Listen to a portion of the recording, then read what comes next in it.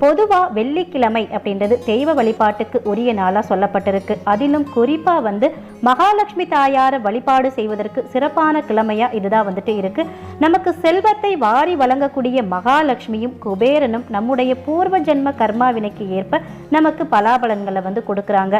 அதை அனுபவிக்க செய்யும் பொறுப்பு யாருக்கிட்ட இருக்கு அப்படின்னு பார்த்தீங்கன்னா சுக்கிர பகவானு கிட்ட இருக்கு. ஒருவர் செல்வந்தரா இருக்கிறதுக்கு அவங்களுடைய ஜாதகத்துல சுக்கிரனுடைய அருள் பார்த்தீங்கன்னா கட்டாயம் இருக்கணும். சுக்கிரனுடைய அருள் பெறணும் அப்படின்னா வெள்ளிக்கிழமையில வரக்கூடிய சுக்கிரஹோரையில நாம வழிபாடு செய்யணும்.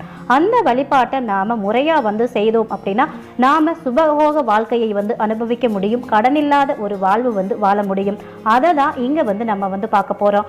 ஒருவருடைய ஜாதகத்துல சுக்கிரன் நீச்சம் பெற்றிருந்தாரு அப்படின்னா உடல் ரீதியான ஆரோக்கிய ரீதியான பாதிப்புகள் அவங்களுக்கு ஏற்படும்.